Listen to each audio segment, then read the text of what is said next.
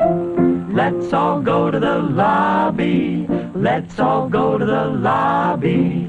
Let's all go to the lobby to get ourselves a treat.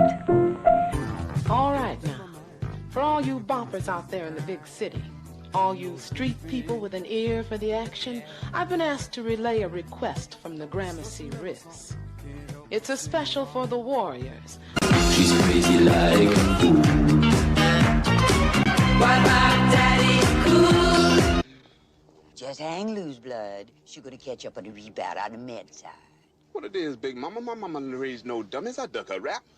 Cut me some slack, Jack. Say cutting when you say be doing everything. Chump don't wanna help, Chump don't get the help. Say can't hang, say 7 Up. Just let your soul glow. Just let it shine through. Just let your soul, baby, feeling oh so silky smooth. Just let it shine through. Just let your soul glow. Am I the meanest? Show up. Am I the prettiest? Show up. Am I the baddest mofo low down around this time? Show up. Well, who am I? Show up. Who am I? Show up. I can't hear you. That boy is good. Good and terrible.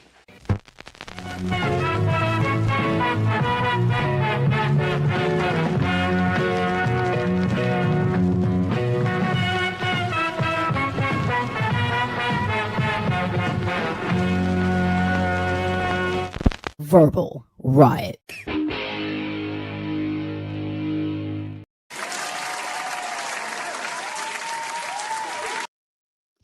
Guys, welcome back to the show. I should say guys and gals. I should be more inclusive, right? It's Saturday, man.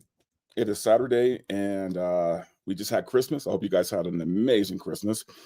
Mine was okay. It was cool. Got to hang out with friends and family. Got to meet a young lady who was pretty special, I should say. I think we hit it off. I don't know yet, but it was good. It was good. It was good. As you can see, I'm still in vacation mode. I haven't, I'm barely dressed. Not even wearing pants. I'm kidding. But no, it's been a very relaxing, sort of relaxing 5 days from pre-Christmas Eve till now. But anyway, we're here. We're here. We got things to talk about. Nothing super crazy or controversial like usual. I tried to keep it a little lighter today, right? Because we're still in the Christmas spirit. We're still in holiday mode. And, it's a little too soon to begin the serious talks, right? Because there's some serious shit we could talk about, if I really wanted to put it out there. There's some crazy things going on in Minnesota right now. And if you guys are on X, you probably know what I'm talking about. A lot of fraud, a lot of illegal situations happening out there. But you know what? That's for another day.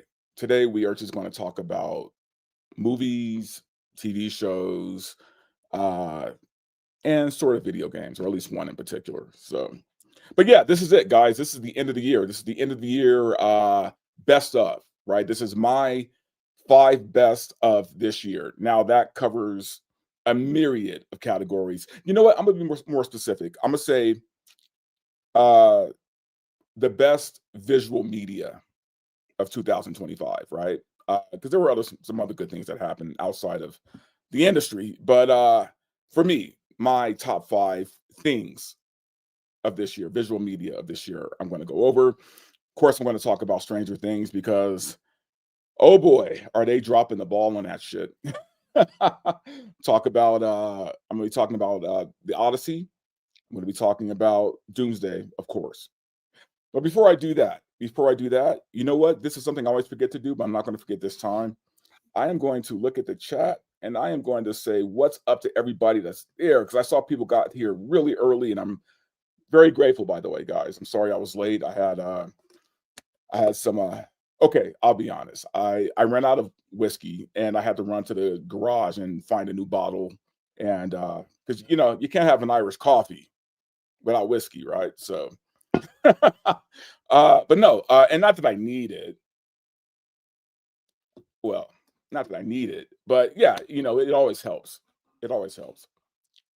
See, some of you guys don't realize, man, like us YouTubers, like when we do this shit, especially when we do it live, especially live, even though we've done it like 1,000 times, there's still like this nervousness, right? So you got to have something that takes the edge off just a little bit. And whiskey will do that for you. If y'all know me, there's some other shit that'll do that for you, but I try not to do those so early in the day, if you will. Anyway, y'all, let me say hi to the chat.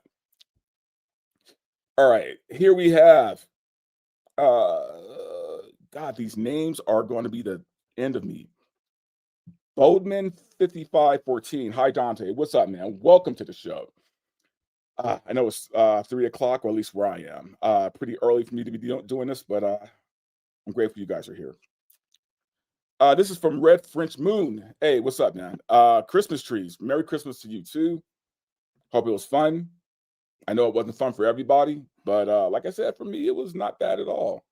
And I did meet a special young lady. So anyway. This is from Star 54 43 8. Damn, these names. Hello, Dante. Hello, chat. What's going on, man? Welcome to the show. All right, I'm gonna read one more. This is from Hannibal Grimm. Still working up to watching the end of Stranger Things. Well, I wish I could say that they're killing it right now. I wish I could say that I'm positive they're gonna land the ship. I don't think they are. At that last episode I saw, I don't think they're gonna land. I think they're gonna drop the ball. Guys, I think we're looking at a Game of Thrones season 8 type ending here. So just prepare yourself. Prepare yourself. If you have to cope, I understand, but it's not looking good. It's definitely not looking good. But it's funny. This is always that time of the year for me. And like I said, I put my best of 2025 together. But this is always that time of year for me where I start thinking about, okay, we got a new year coming, right? We got 2026. I quit making those resolution things a long time ago, but it's good to have goals, right? It's good to have goals, especially coming into a new year. Like for me, one of my goals is to hit 10K on my YouTube channel, to hit 10K on my X account, to have my book finally published. And we're very close to that. Me and my editor were kind of going head to head for a while about some changes she wanted me to make, but I think we've reached a good place. So the book should be coming very soon. And even my health, right? Like I started working out again, started getting back into training. It's just been hard. I've been sore as fuck for the past month and a half. But you know what? My plan is to be, in better shape next year and maybe even give up certain things like the Irish whiskeys. Still working that out. If you guys are still doing like the New Year shit, let me know, because like for me, I always feel like at this point, especially guys, I'm a little older in the tooth than a lot of you. So, making plans, you almost have to do that every day anyway when you're my age. You always have to keep making plans. So, because you can't coast. You can't coast anymore. But anyway, I hope you guys are like excited for 2026. I can't say I'm excited. I will say that I am morbidly curious about 2026. 2025 was a shit show. Damn, it's been a shit show for the past like 8 years, really. But who knows? I've never been accused of being an optimist. So I will say that I am curious about 2026. Not hopeful, because that would be too positive. But I'm curious. Anyway, guys, welcome. We have a lot of shit to talk about. And I want to try to keep this at about an hour. I'm probably not going to succeed because, your boy does have the gift of gab, and I can go off on some tangents sometimes. So before I do that, though, let me check something.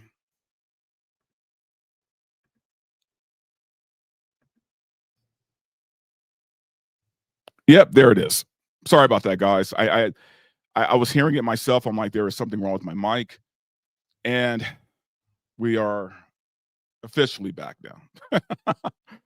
I'm sorry, y'all. It's been a long morning for me. I'm exhausted, but I'm gonna try to keep this shit as tight as I can. As tight. Let's jump right into this, man. So we got some doomsday to talk about, right? Because second week of Avatar, which means we have a new doomsday leak or whatever teaser, and we're going to get into that one. But we're going to start with the one that just came out, because I don't know if all of you have seen the I don't know if all of you guys have seen the last trailer, which was Captain America. It was 1 second. There we go. Yeah, if you guys didn't see the last trailer, man, it was very underwhelming, kind of like I thought it would be. It's basically confirming the leak that that Chris Evans is coming back to the MCU. So here's the trailer.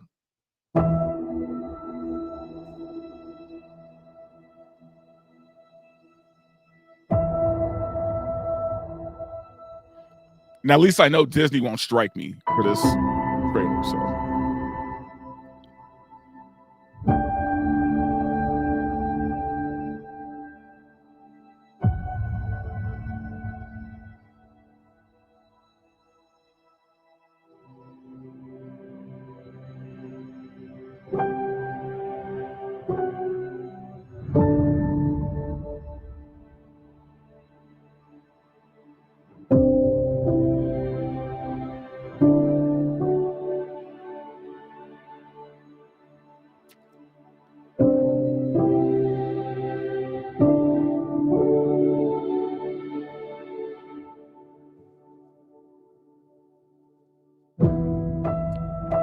Yep, and that's all it is. That's literally all it is. Steve Rogers will return in Avengers Doomsday. I noticed that they don't say Captain America's returning, because they're still going to push the Anthony Mackie Captain America on us as much as possible. And I'm almost sure Chris Evans or Steve Rogers is just going to be Steve Rogers with a kid. Like I said, underwhelming. I was not impressed at all. I mean, neither was anybody else, if I'm being honest with you. I don't know one person that was excited about this. Now, here is what's interesting, though. Here's what's interesting. People on the left and the right don't like this trailer, but for different reasons, okay, which is crazy.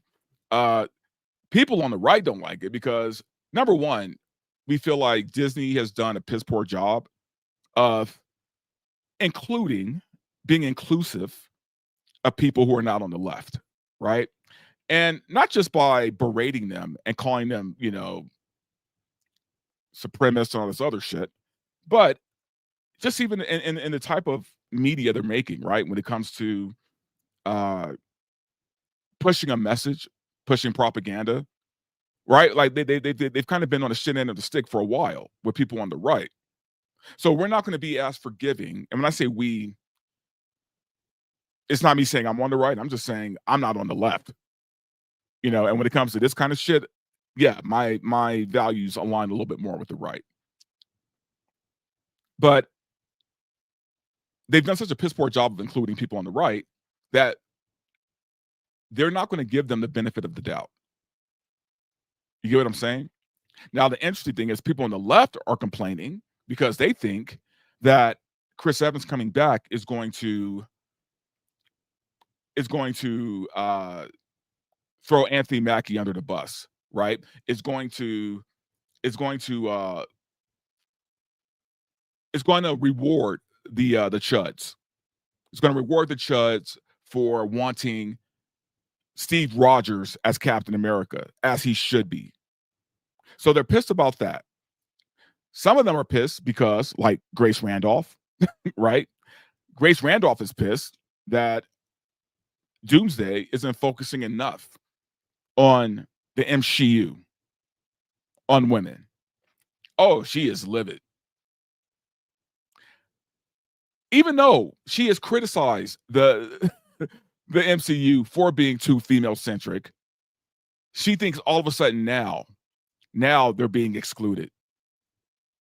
So I don't really know if Disney's going to win here. The next trailer up, from what I gathered, the one that came out yesterday, was the Thor trailer. Now, what's going to happen is, probably like they did with the Chris Evans trailer, they're going to wait like 7 days before they drop the Thor trailer, like they did with Chris Evans this week. But again, no one's excited about this. No one cares. And they're focusing on Thor, which means the left is going to be pissed off, right? Because it's not Natalie Portman playing female Thor, or there's not, another spotlight on a male character instead of one of the females. I don't know if the MCU is going to win this at all. Don't get me wrong. People are going to watch the movie out of curiosity, out of morbid curiosity. They're going to watch it. It's not going to get repeat business. And even if it does, guys, here's the thing. Even if this movie does well, it's only because of the spectacle of it all, right? The big spectacle. They're bringing everybody back. They're bringing the people we love back. They're bringing the people we hate back. They're bringing back people from old franchises like Fox's X-Men. So people are going to watch it because of the spectacle. But I don't think this movie's going to get like repeat viewings the same way Endgame did or Infinity War at all. So this is the Thor. And no, I don't actually have the trailer, but this is what was leaked on X was basically a foreign trailer. And I don't even know what language it's in, to be honest with you. Like, a foreign trailer dropped. It is the Thor trailer, but in a different language. So that was the only video I could find that was accurate. I did find, though, someone did do a screen capture of a few of the scenes, and they added the dialogue. So what happens in this trailer, and again, it's as pointless as the Steve Rogers one. Thor is in his daughter's bedroom and looking at her, I guess, pondering on how to protect her from what's coming. He goes out into the fields fully, in gear with his axe, Stormbreaker, and I guess he's praying to Odin to make him a better father, a better protector.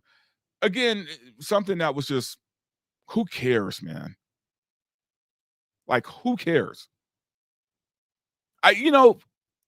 All of this would have been, for me, this would have been a lot better if they just cut a real trailer. Just cut a real teaser, drop it on YouTube like they usually do, and let us just go from there. All of this week to week, go watch Avatar bullshit. Like, I know some people think it's a smart idea, and you know what? It used to be.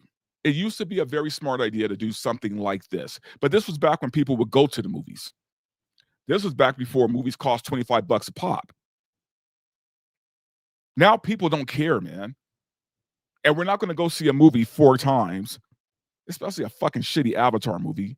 Right? We're not going to go see Avatar 4 times to watch, a 15-second teaser of people doing nothing. Right? You got Chris Evans holding the baby. You got Chris Hemsworth praying. And that's it.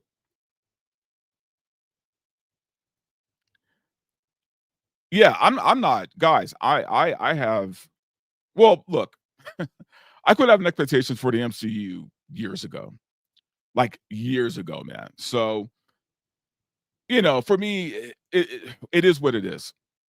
But I think Disney, for some reason, thinks like this movie is going to be the biggest movie they've ever made, and it is going to be the most expensive. I'll give them that. It's going to be the most expensive movie they've ever made. Between this and Secret Wars. Oh, dude. We're talking like 1.6 billion between the two. I mean, I could be off here or there, but I don't think I am. So, it's a lot. And to make the money that they need for profit, to make a profit on this, I don't think it's going to happen. The atrophied has set in with everybody. It just has. And then you got people on the left who think that all of their DEI characters that came about over the past 4 years are going to be cut from the film. So now they're angry at Disney and they're not going to support them. I mean, not that they ever do, right? I mean, you guys remember Snow White, right? Like they were up in arms for Rachel Zegler, right? They were putting on their cape. They were standing 10 toes down for Rachel Zegler. Did any of those motherfuckers go watch the movie? No. No. So they're not going to show up for this. Now, if Disney were smart, right? I'm just saying, if I were running the ship, I would go the extra mile. I would actually just kill off every character after Endgame. Every new character, just wipe them out. Start new. Reset the whole board. They're not going to do that, though, because they think they can still appease the crazies. Right? They want their DEI Captain America. And I hate to call him that, guys. I do. Look, number one, I like Sam Wilson as a character. Number two, I like Anthony Mackie as an actor. I think what they're doing to him is some bullshit. They could have built a whole franchise around him just being Falcon, right? Still taking up Cap's purpose and mission, but being the Falcon, right? And they could have gave him a great new costume, great new abilities with the costume. They could have invested in Sam Wilson, in Falcon. But they tried to cheat. Guys, they tried to cheat. They keep doing this shit. Right? If there was going to be a successor to Steve Rogers, I would rather it have been John Walker. Right? Like I would have rather have been John Walker from the Thunderbolts. Because at least then you could have done a storyline of Steve Rogers being who America used to be and John Walker being the America of today, right? A little bit more aggressive, a little bit more violent, still a good man, right? I mean, the guy had, even in the show, even in Falcon and Winter Soldier, the guy had 2 medals of honor. He was a good man, but different than Steve in the way that they go about handling things. That would have been a great story. And you could have had him and Falcon team up, right? You could have had him and Falcon team up, or even, I don't know, like him and Bucky team up. Like there could have been just something. But instead they tried to cheat, right? They thought by making Captain America black, it's showing how, progressive they are. And it's like, all you did was fuck up that character. So I don't know. I don't have a lot of hope. Like I said, if it were me, I would just kill off all the new characters that they created that people don't give a shit about. Ironheart, right? Just kill them off. But they're not going to do that. I don't know. If you guys are excited, if you're excited about Doomsday and Secret Wars, genuinely, you can't wait to watch it, let me know, man. Because maybe I'm tripping. Maybe, I'm just the old curmudgeon who, I like things my way. I like things the old way. And I'm not hip with the new stuff, which isn't true at all. But maybe I'm just that guy, right? And maybe you guys are really looking forward to this shit. I just don't think I am. I'm not there yet. So anyway, let's take a look at some of the comments. Oh, we got a super chat, and this is from Redfridge Moon. Hey, for $2. What's up, man? 226 will be weird. I don't know why, but it will. Redfridge Moon, I have that same belief. I want it to be good. I want 226 to be amazing, but I don't know. Things are looking weird, man. Let's read a few more comments before we hop on to the next. Redfridge Moon again. Do better, Senator. Oh dear God. Yep. Damn. I'm not going to go into Falcon and Winter Soldier, but This is from Bodman 5514. Sam Wilson's Captain America has not worked in comics and not worked in film. I agree. They tried to do this shit in the comics with Sam Wilson, and it was awful. On the other hand, Ed Brubaker did a run of Bucky as Captain America, and it was fucking amazing. So go figure. All right, I'm gonna read one more, and then we are going to move on to the next. And this is from B Baker 3510. They filmed the Avengers Doomsday action scenes before a script was even done. Yeah, I remember. Think about that. This is going to be a movie designed by a committee with cameos shoehorned in. Well, it's like I said, this is going to be spectacle, right? This is going to be one giant fucking spectacle. And I don't think it's going to pay off in the way that they think it's going to pay off. I've been wrong before. Not much, but I've been wrong before. So, but staying with movies that are coming out next year and things to look forward to, let's get into the Odyssey trailer. Now, I'm a Nolan bro. I have no problem admitting that I am a huge Nolan bro. I love Chris Nolan, one of my favorite directors. He's in my top 5 with Tarantino and all the rest of them. So, like, for me, and look, I'm not saying Chris Nolan hasn't had misses. You know, Tenet wasn't great. But for the most part, he's been very consistent and he's put out some good work. So when I heard he was doing Odyssey, I was not completely on board for a few reasons. But the main reason being, Chris Nolan doesn't like supernatural. He doesn't like fantasy. He doesn't like sci-fi. He's not that guy. So, I mean, if you look at his movies, you look at the Batman, it was a very grounded Batman. Even more grounded than the animated series of Batman. So, you know, I when I heard he was doing this movie, I was kind of like, okay, it's Nolan. I mean, it's going to be quality. It's going to be quality, but is he really going to hit what we want out of a movie like The Odyssey? Now, guys, I'll be honest. I've never read The Odyssey. I've seen many movies on The Odyssey. Never read the book, so I'm not even like a diehard. But I do know that when you're dealing with ancient Greek, a certain mythology has to kind of come into play, right? Especially when you're dealing with demigods, things like that. And the gods are in this film. Athena, Calypso, who I think is maybe a demigod, but there are these mythological characters who are in. I mean, hell, they're all mythological from the story. But then you got things like cyclopses, giants. You know, you got monsters. You know, these are things that are not in Chris Nolan's wheelhouse. So I was a little concerned. And then the trailer drops.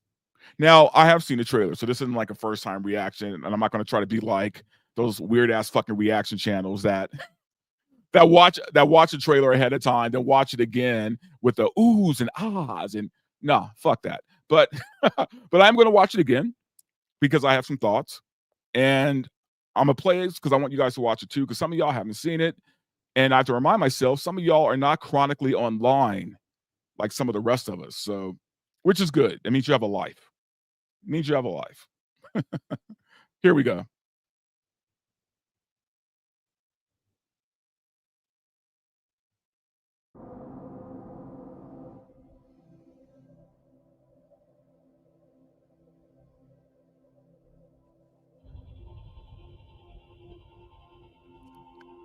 I mean, it looks gorgeous, by the way. Beautiful looking movie. After years of war,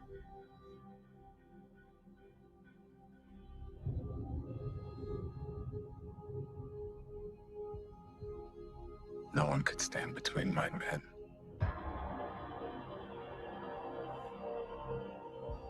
and home.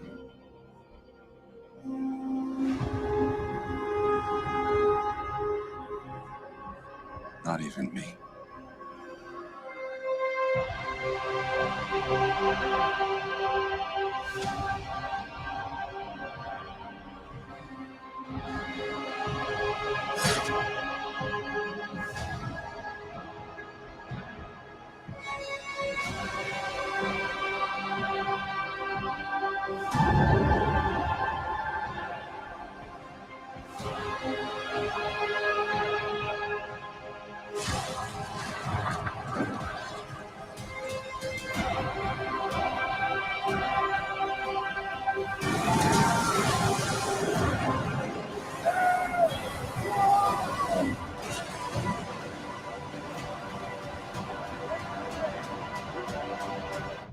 Promise me you will come back. What if I can't?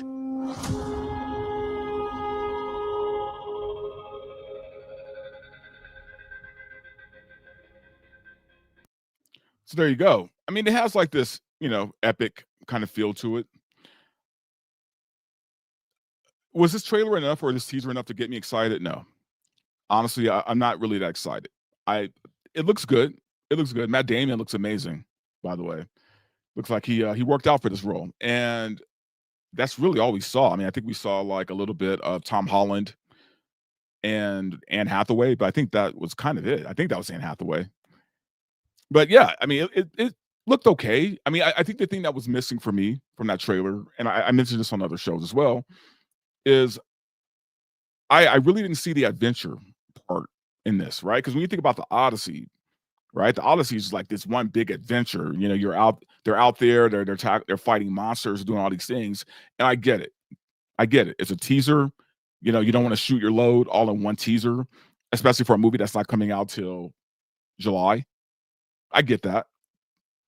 But if you're going to drop a teaser, man, you got to you got to give me a little wood here. You know what I'm saying? Like I want to be excited to go watch this movie. I want to be excited to watch this movie. And at best, I'm probably at half chub right now. So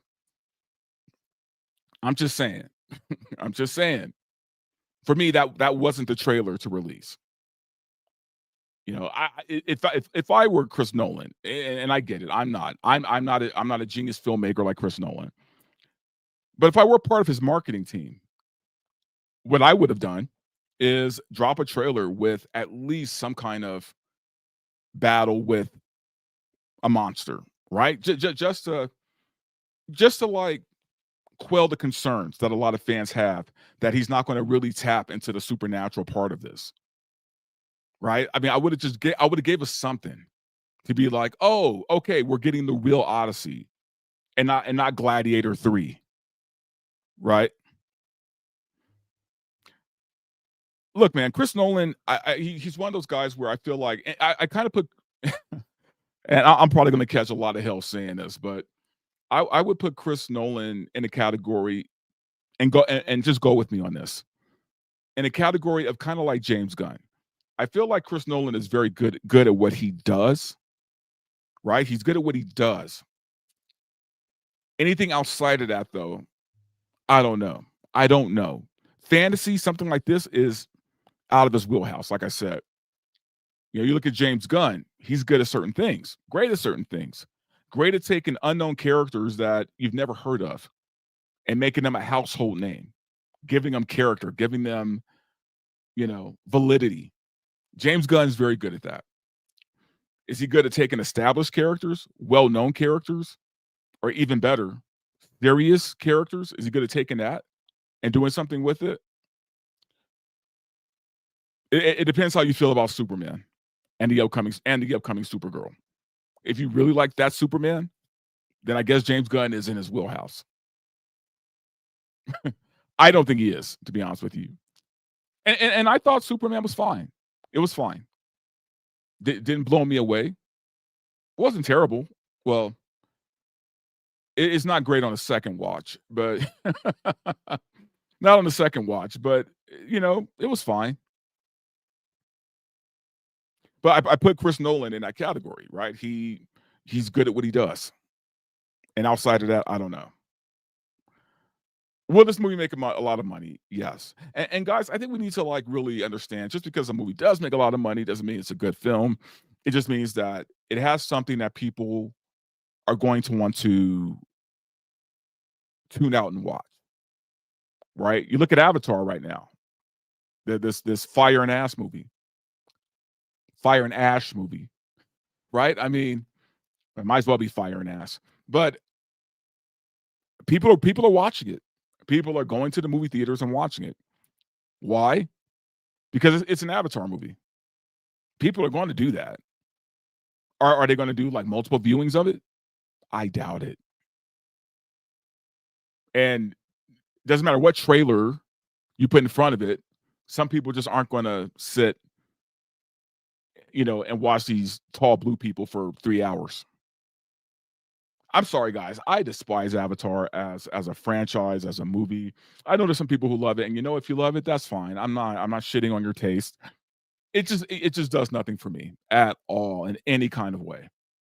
I hated the first one, didn't see the second one, not going to see this one. It's just not my thing. But the Odyssey is something that I think a lot of people do have on their Christmas list or their list of things to do for 2026. I think the Odyssey is definitely on most people's list, including mine. And I really hope for Nolan's sake.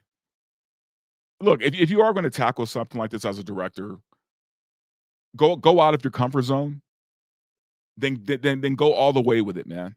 Right? If you're gonna veer this far out of your comfort zone, go all the way. Give us the monsters. Give us the mythological beings. Give us the gods, right? Give us all that stuff. We'll see. We'll see. I'm not. I don't know. I don't know. Maybe look. I'm hoping to be surprised. I'm hoping that maybe we will get that. Right. But anyway, let's get to some of the comments. All right. So we have Reference Moon. Or if a movie doesn't make a lot of money, also doesn't mean it's bad. That's true. That's very true. Alita, is that Alita? Yeah, Alita that I was talking about with Damo is a good example. I think you might be talking about Alita Battle Angel, and if you are, then yeah, you're absolutely right. That was a great film. Didn't do nearly as well as it should have in the theater, which is criminal, I think. I thought that was a really good film. But you're right. Just because something doesn't make a lot of money doesn't mean it's not good. In fact, I think that's kind of more the case lately. All right. 101. I'm just call you Corn Pop. There you go. Corn Pop.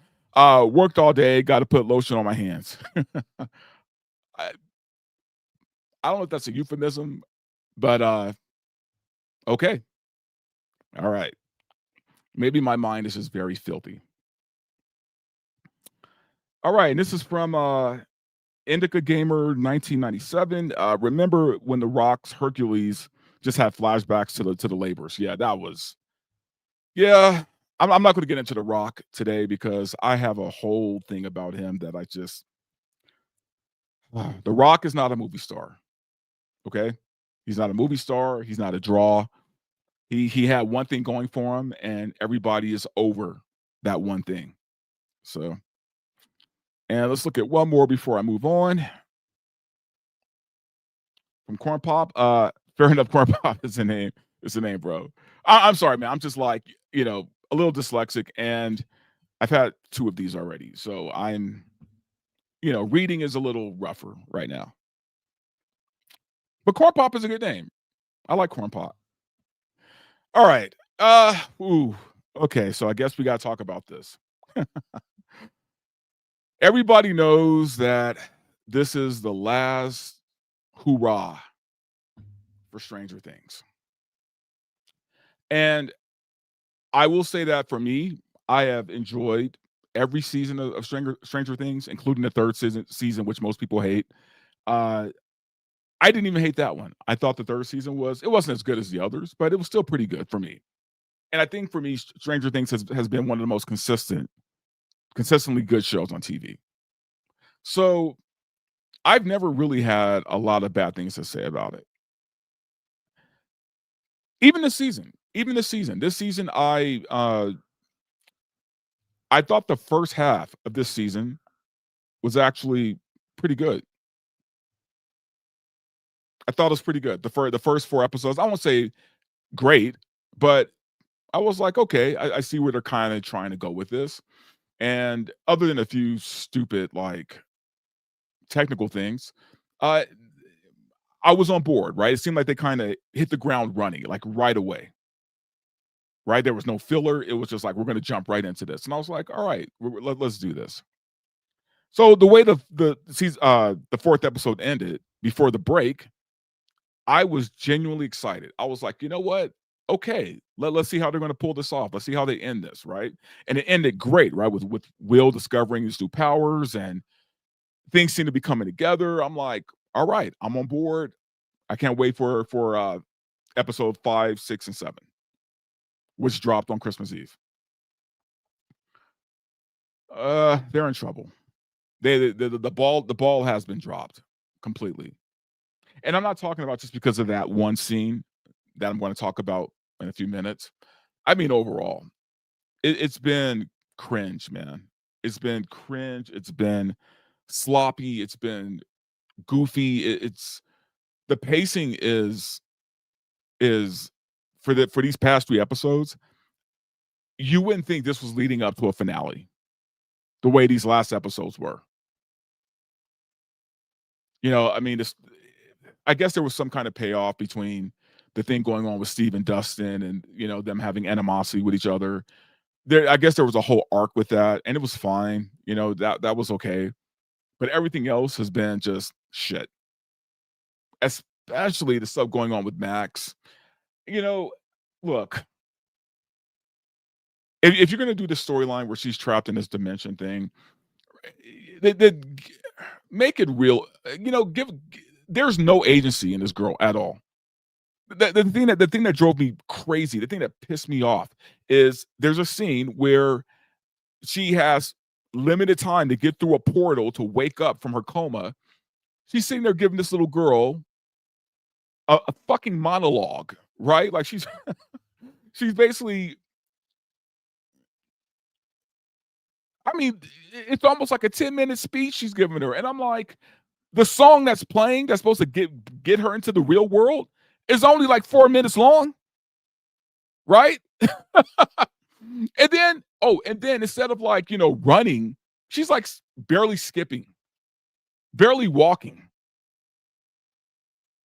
I'm like, who wrote this? Who wrote this shit?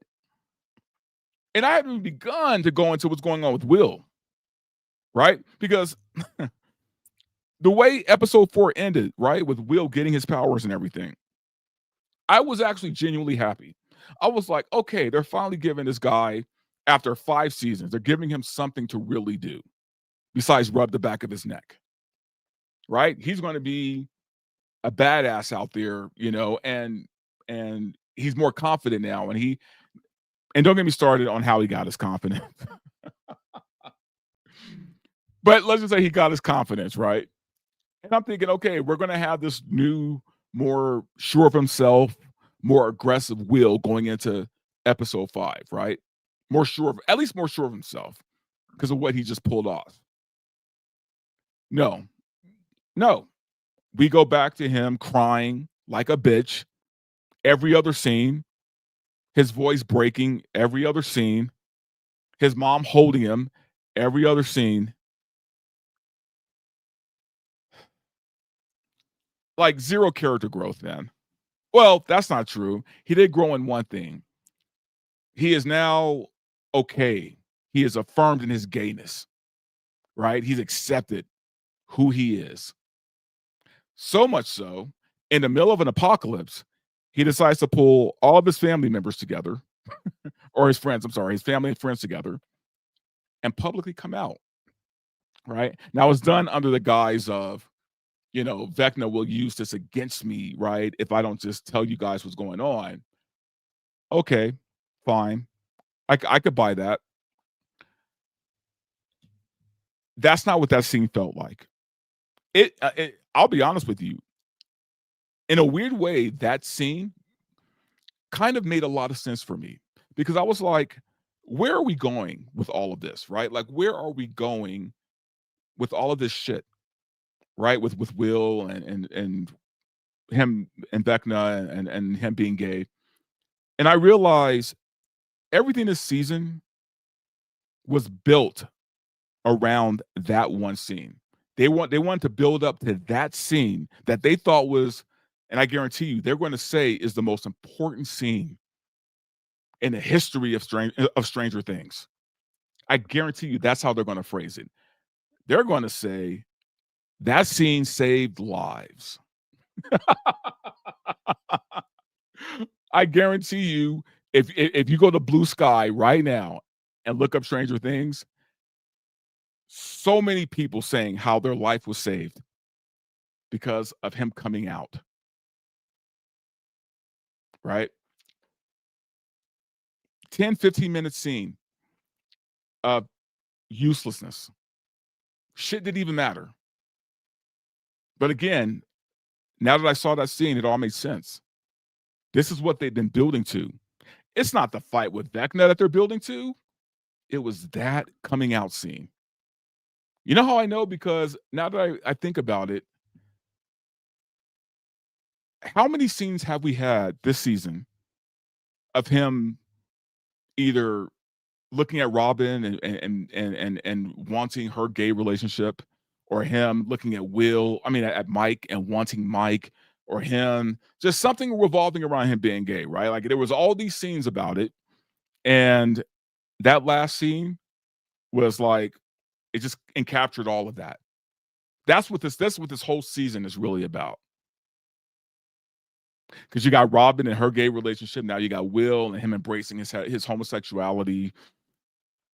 Murray, I'm still, the verdict is out on whether he is or not. You know, kind of feels like he might be, what's it called now? Pansexual. This is the season of diverse sexuality. This is how they're going to end Stranger Things.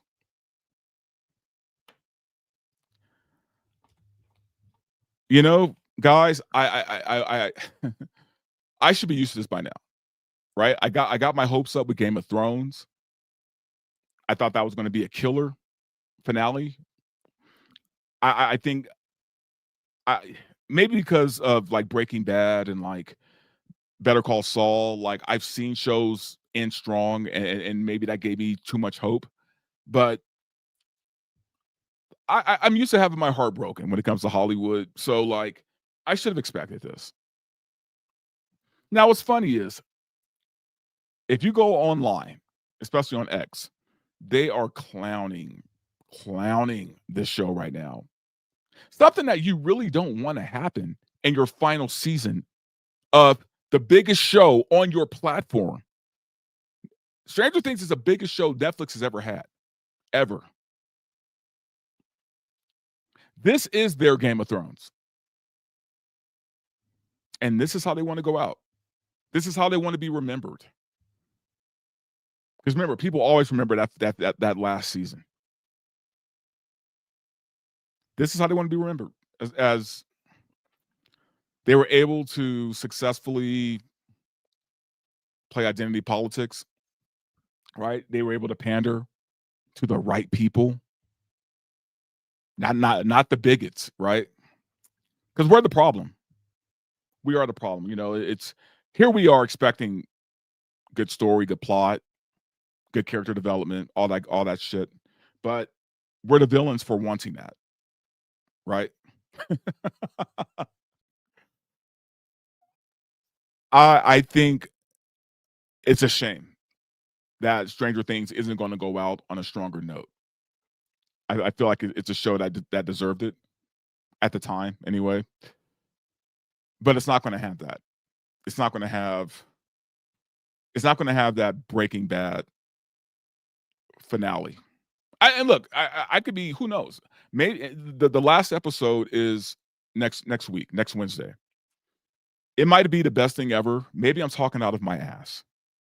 I'm just saying up to this point, I think I'm right on the money. And from what I've seen from other people posting, they're right there with me. These last episodes was some bullshit. It was some bullshit. The first half was fine. Now they're blowing it. And I don't think it's going to get better. I don't think it's going to recover. So anyway, R.I.P. Stranger Things. I'm sure all the actors and actresses are ready to move on from this shit. I mean, these people are like in their late 20s now, and the kids, I mean, like they're ready to move on, I think, and do other things. So I think everybody, and you can kind of see it in their acting, that they're all ready to kind of just, put a pin in it. So anyway, if you guys are watching Stranger Things, man, let me know what you guys think, because I'm done with it. All right, we're gonna keep this moving, and I'll read like a couple more comments, and then we're gonna jump into the top 5 of my favorite things of 2025. So let's start with this comment from Corn Pop. I've only watched season 1 so far. They better not get gay. Oh boy. Oh, it's going to get gay. It's going to get very gay. And you're going to like it. I'm kidding. You're going to hate it. It's in Instafabus. What's up, man? Good to see you guys. Lord Thought. We both had bad feelings about this. Yeah, well, I don't know, man. People. It's funny. People call me black pilled. They say that I could be a little negative. I call it realistic, but they say I could be a little negative. But here's the thing. A lot of when I get a bad feeling about something, I would say like at least 85% of the time it's the right call. So I don't always get it right, but especially when it comes to film and media, I tend to get it right more times than not. So so I don't know. We're gonna read one more comment, and then we're gonna jump into the top 5, man. Instafabus, sorry.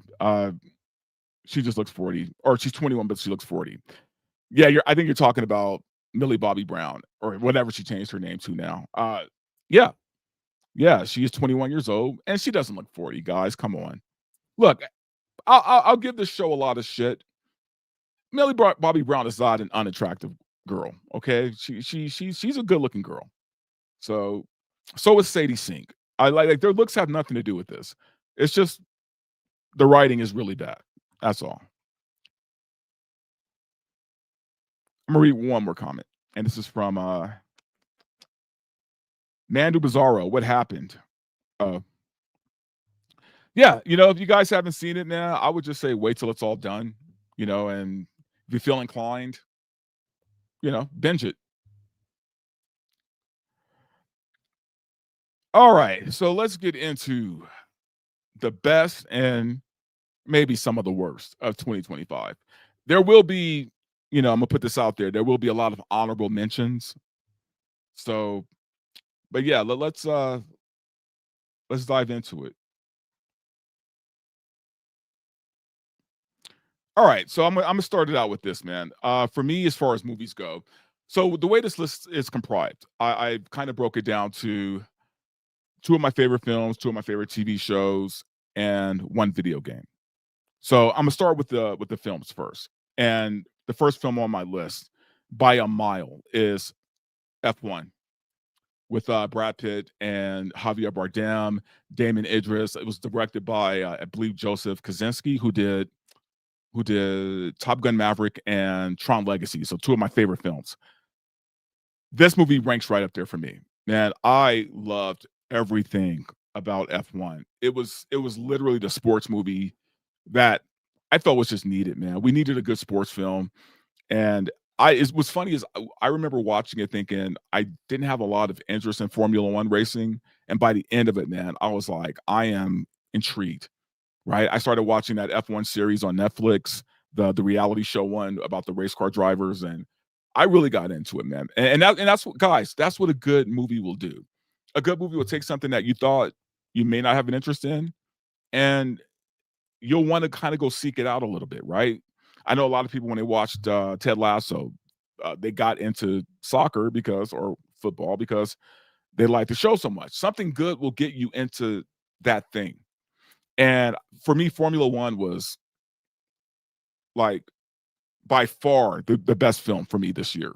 I mean, there were some other really good films this year. I will say, not many, not many. Probably not even a list to put. I probably couldn't even put a list of 5 great films from this year together. If I'm being honest with you, and that's why my top 5 is broken up this way. But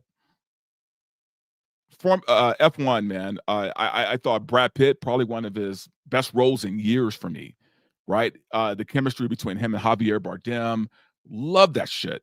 I love Damon Idris, who plays the young cocky race car driver who throws jabs at Brad Pitt for being like the old man, the veteran, the old grizzled veteran. And I just felt like all of that chemistry worked for this movie. And the best part about it for me is it's just a good film. Like there's no identity politics. There's no, race card being pulled. There's no DEI bullshit. It was just a great story about a cocky young driver, allowing himself to be taught something important from a veteran. And then to have this veteran have this past that they kind of dive into. It's and I'm saying I'm trying to be general because I want if you guys haven't seen F1, you have to watch it. And I don't want to spoil anything. It's just a good sports movie. And, I'm just sorry for guys, we just kind of need them, man. Like we need the Rockies. We need the Remember the Titans. We just need a good Any Given Sunday. We need a good sports film. I rank this up there with them, if not above most of the ones I just named off. So, guys, if you haven't seen F1, do yourself a favor. Okay, do yourself a favor. Great film. My second favorite of the year for me was Sinners. Now, this is where I got to give honorable mention because it was a very, very, very tight race between Sinners and Weapons. I loved Weapons. I thought it was a great, I don't even say horror film. It was a great thriller, right? But I had more invested, I feel like, with Sinners. It was just such a good film for me. I know people, for different reasons, probably don't like it, which is fine. I heard some people say, oh, another movie where, white man bad. I'm like, guys, I get what you're saying, but here's the problem. Here's the thing, we're talking about 1930s America. That's just a way of life. It is what it is. Right? There were just a lot of racist people back in 1930. So, and what's funny about that is they don't really dive that deep into it, except like towards the very end. For the most part, I think what took people by surprise, they thought the vampires were going to be, the white man bad part. And it's like, no, not really. The vampires weren't racist. Like, that's the thing. The vampires weren't the racist ones. Right? And Michael B. Jordan playing a double role for me, kind of like solid that place for me as far as because I've always liked him, but I feel like now I can call him a good actor. He's a great actor, man. Playing those two roles, playing those two parts, playing twins, and you being able to see the personality difference between the two, and knowing at any given time which twin you were looking at. That is some genius level shit, man. And I give Michael B. Jordan all the credit for that. And then you got veterans, man, that come in there and just steal scenes like Delroy Lindo, man. Like that guy is a national treasure. He should have all the awards. He should have Walk of Fame. I mean, that guy he lends validity to every role that he plays. And he absolutely kills it in this movie. Haley Steinfeld. It's so weird for me. Like, she is becoming so impressive to me lately. I feel like she hasn't even tapped her full potential yet. I think she's one of those young actresses, and I guess she's not as young as she was, but I think she's like 27, right? I mean, that's still young. I think she has a lot more work to do as far as, no, I'm sorry, not work to do, work to get. I think like if I were a casting director, I would be looking at her for so many parts right now. It was just, for me, guys, Sinners was just, and then you got Ryan Coogler. You got Ryan Coogler, who I love. He's in my top 10 of directors. I will always love Coogler's work, man. Even though I didn't care for Wakanda Forever, well, let me rephrase that. Even though I kind of hated Wakanda Forever, I will accept that as when he was filming that, he was still grieving, right? He was still grieving with Chadwick Boseman. You know, he wanted to make it personal. He didn't want to recast T'Challa. Okay. Everybody has that one film, that they're not proud of. Okay. But outside of that, Ryan Coogler has been nothing but a home run for me as a director. So yeah, even though I wanted to put Weapons on this list, man, and I really debated. I went back and forth. But guys, before this show, even up to going into the show, I was still debating whether between Weapons or Sinners, which one did I like more? And only by like an inch did I put Sinners up there. So yeah, so those are my 2 favorite films of the year. Let's get into TV. So number 3, and some of you guys should not be surprised by me pulling this up. Welcome to Derry. I've been talking about this show for a while now, right? In fact, what's funny? We're talking about Stranger Things. When I saw Stranger Things, when season 4 released during Thanksgiving, I think, I was all on board. I was like, okay, I like the way it ended with Will. I'm looking forward to the next volume of the show, and I was genuinely excited. Right in between that time, between volume 2 and 1, I watched Welcome to Derry. I binge watched it.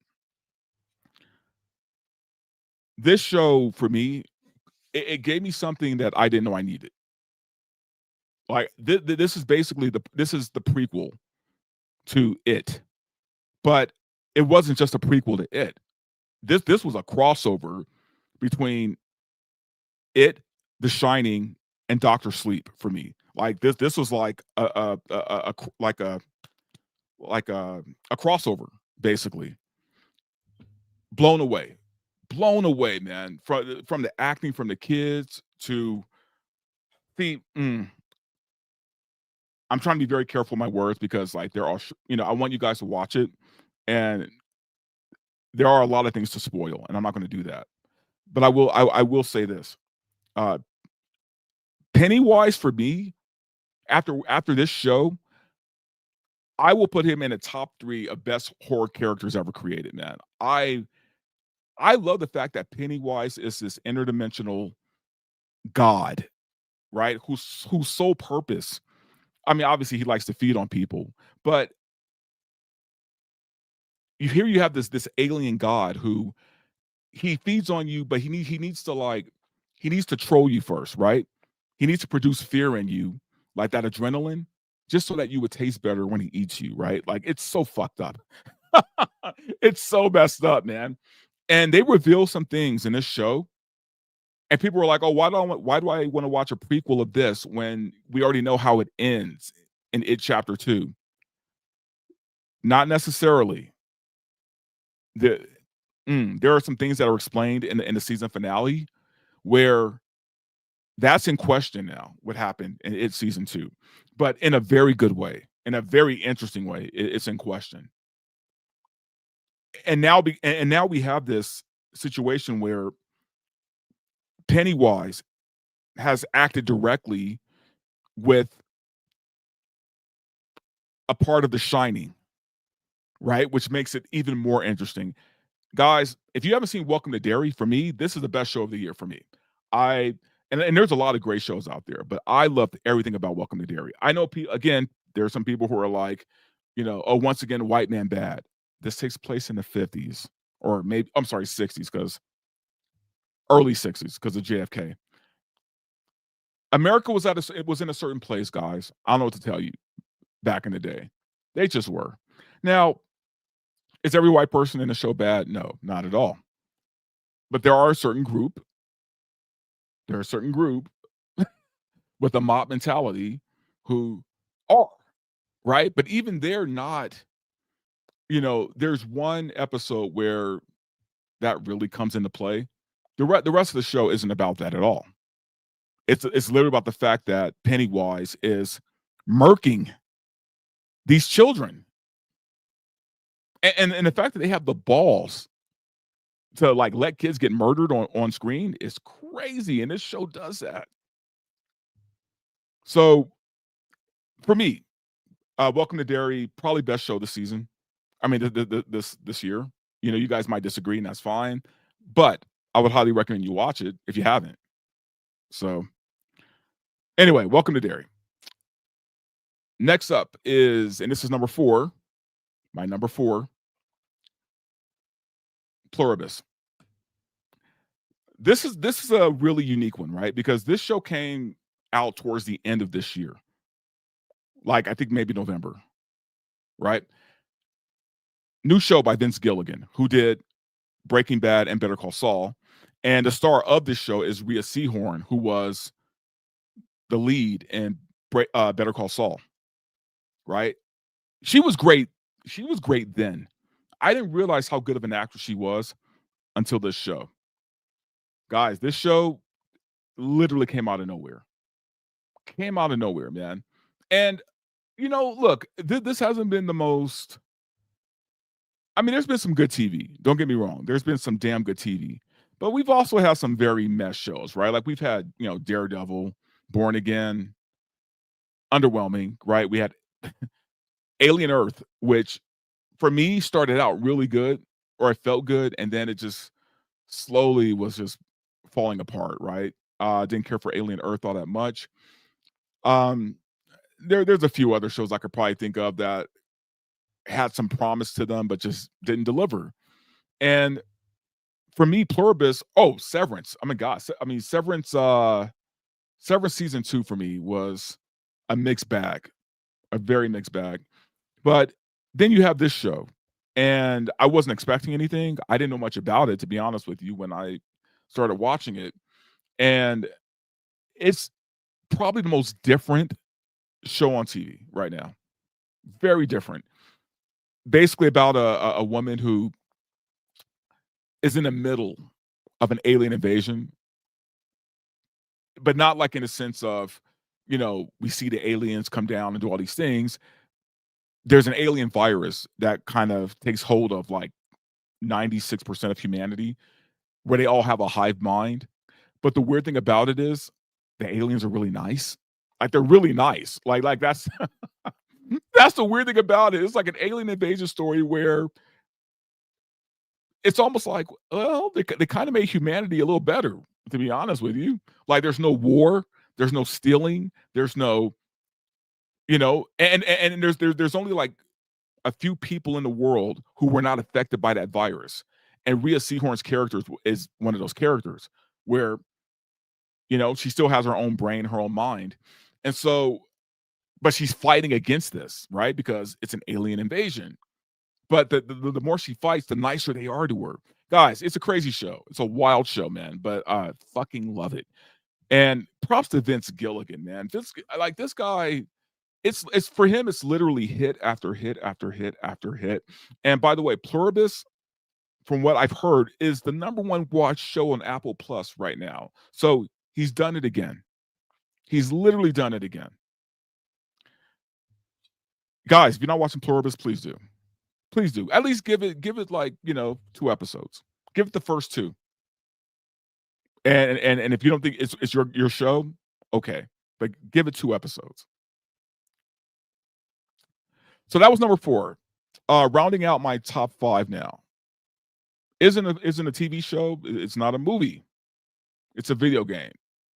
And those who know me probably already know which game I'm about to talk about.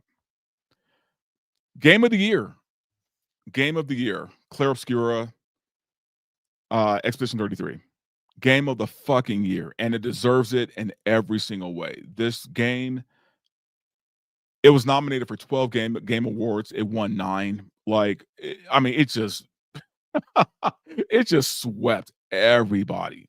Right? It even won the Indie Game Awards, which they recently took back because they made up some bullshit about like the use of AI and And what's funny is that the developer Sandstorm, who I'm a big fan of right now, they even explained, what happened with the AI thing, and it wasn't even in the game, right? They made a placeholder with AI for something, and then they took the placeholder out and put in their own thing, right? They just wanted a placeholder there while they were working on that thing before the game comes out, before it even came out, right?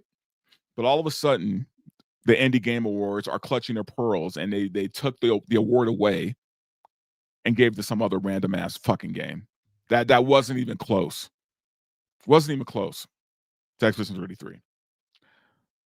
This game for me was an experience, right? It was an experience, the kind of experience I honestly haven't felt or had since Mass Effect 2.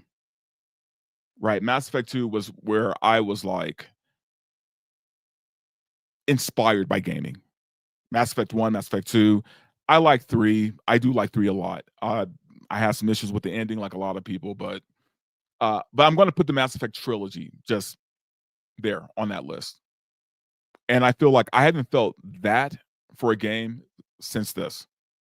The storyline is insane. Like, I played games with good stories, guys. This one literally blew me away. Blew me away. And when you talk about the art direction, when you talk about the music, to me, the music is like another character in the game. That's how important the music is in this game. Like everything about it. And then you have top-notch voice actors, including Charlie Cox, Daredevil, Charlie Cox, and Andy Serkis voicing characters in this game. And Andy's character, Renoir, is one of the best video game villains. Like, dude, I would just say period of all time. One of the best video game villains. Like, you hate this motherfucker in this game. Like, you just do. And he's worthy. Like, this guy, you fight him several times, and you don't really win. Okay, like he's intense. Right? I love this game. There's not enough I can say about it. It's on my list of must plays for anybody who games. And what's really cool about their story, and when I say their story, I mean the developer Sandstorm, is these are all like Ubisoft developers. I think some of them came from other gaming companies. These are people who left those companies, man, right? Because of all the DEI bullshit, because of all the stupid things going on in gaming right now, right? And what's funny is so many people on the left hate this game because all of the characters are attractive. All the human characters are attractive. And they're even more pissed that they're all white, except for one. There's one Asian girl. But weirdly enough, they consider her white too. The Asian girl, right? Because for some reason, when it comes to leftists, if you're Asian, you're not really a minority. I don't know how that logic works, but okay. Unless you're a dark-skinned Asian. Then they got you. But yeah, no, it's a beautiful game with beautiful characters, with a beautiful story, with beautiful music. It is, like I said, it's an experience. This is a game that I played. I have finished this game like 3 or 4 times, playing it different ways. And let me tell you this. I was never a huge fan of Japanese RPG. I'm not saying this is Japanese, but it kind of borrows some of the style of a JRPG. Okay. Wasn't a big fan of those. Definitely wasn't a big fan of turn-based games. This made me a fan of turn-based games. And I played Baldur's Gate, and it's fun. It's fun. It's a fun game. But this game made me a fan of turn-based. Guys, if you haven't played Expedition 33, pick it up, man. And I'm going to tell you right now, the price is worth it. This game was like $39.99 and won 9 out of 12 awards. Anyway, I can go on and on about this game, but I'm not going to do that. If you haven't played it, pick it up, please. But yeah, anyway, guys, that is my top 5 of this year. Formula One, F1, Sinners, Pluribus, Welcome to Derry, and Expedition 33. That was the best of the best for me this year. Honorable mentions, though, because I got to do that.